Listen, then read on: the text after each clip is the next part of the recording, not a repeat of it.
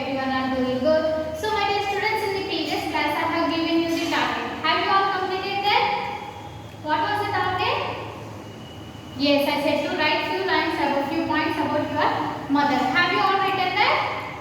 Yes, by writing that you have understood that what is the role of your mother, isn't it? How important is it? Have you all understood that?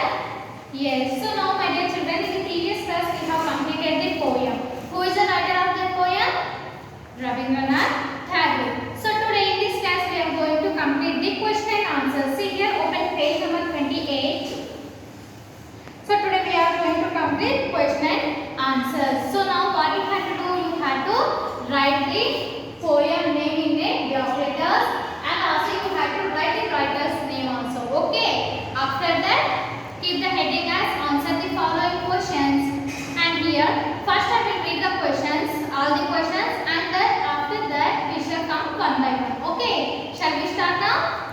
Till then you complete the work. Just now what I said, to write the lesson name and date and also the writer's name. See, here is the first question. Why cannot the poet remember his mother? So what is the question here? Why cannot the poet remember his mother? Why cannot he remember? Sometimes when he was playing and when he was sleeping. In all the times he was remembering of his mother. And the second question. What does the phrase "a tune seems to hover over my playthings" mean? So here we have to write the answer first. What does the phrase "a tune seems to hover over my playthings" means? We have to write this answer. Okay. And the third question. What does the poet feel when he looks at the distant blue sky?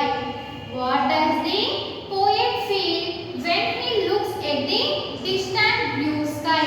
So whenever he is looking out of the window at the distant sky, what he is thinking? When he was seeing all the sky, that he was remembering of his mother. The fourth question. What is the significance of the tulip flowers in the poem? What is the significance of the tulip flowers in the poem? The fifth question. Describe the image of the absent mother created by the poem. So now the first question I am reading, we shall complete the first answers. Okay. Why cannot the poet remember his mother? Look at the board now. The first answer is the poet cannot remember his mother because she departed from him a very long since his remembrance. So she has left from his remembrance. Means she is not there for him, isn't it? She is not there, but in his remembrance she was there. See here once again. The poet cannot remember his mother because she departed from him a very long since his remembrance. Now repeat with me, okay? The poet cannot remember his mother because she departed from him a very long since his remembrance. Now once again shall we repeat?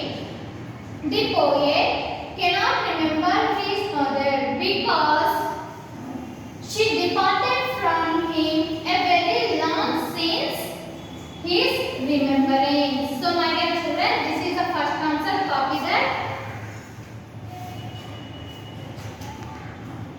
Okay. Now the second question. What does the phrase "a tune seems to hover over my playthings" mean? Look at the board now. The poet's mother is not with him. The poet's mother is not with him. He has mystery memories about the song that she used to hum while rocking his cradle. He tries to remember the tune while playing and feels the tune hovering over his playthings. Once again I am repeating, listen carefully. The poet's mother is not with him.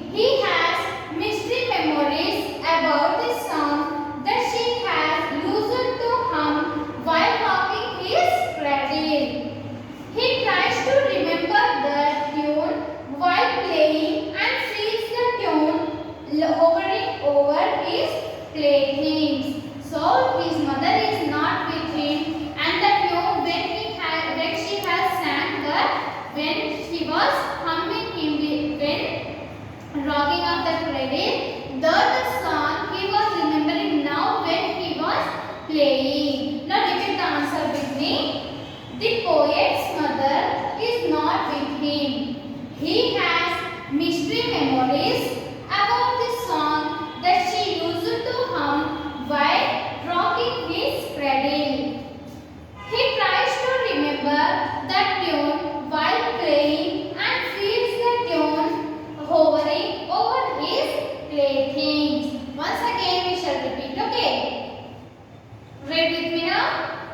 The poet's mother is not with him. He has mystery memories about the song that she used to hum while rocking his cradle. Then keep the full stop. He tries to remember that tune while playing and feels the tune hovering over his playthings. So my dear children, copy these two answers now. Write neatly without making any mistakes. So we have completed two question answers. Now the third one. What does the poet feel when he looks at the distant blue sky? So what is the question here? What does the poet feel when he looks at the distant blue sky? So here is the answer now. He feels that the stillness of his mother's gaze on his face has spread all over the sky. Once again I am repeating.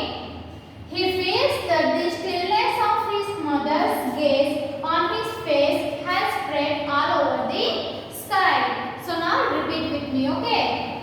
He feels that the stillness of his mother's gaze on his face has spread all over the sky. Shall we repeat once again?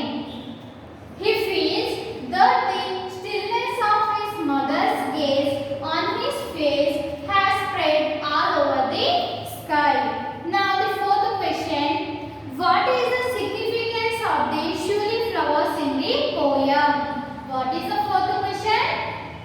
What is the significance of the shuli flowers in the poem? Now look at the answer. In the early autumn morning, the smell of the shuli flowers float in the air. The poet relates the smell with the scent of the morning service in the temple comes to him as the scent of his mother. Once again I am repeating, listen carefully. In the early autumn morning, the smell of the shuli flowers float in the air. The poet relates the smell with the scent of the morning service in the temple comes to him as the scent of his mother. Now my dear children, you have to repeat with me, okay? Then when you are repeating with me, the pronunciation should be well, okay? If you don't know any spelling or any pronunciation, you will be known here, okay? Shall we start now? In the early autumn morning, the smell of the shuli flowers float in the air. The poet relates the smell with the scent of the morning service in the temple comes to him as the scent of his mother. Once again we shall repeat, okay? In the early autumn morning, the smell of the shuli flowers float in the air. The poet relates this smell with the scent of the morning service in the temple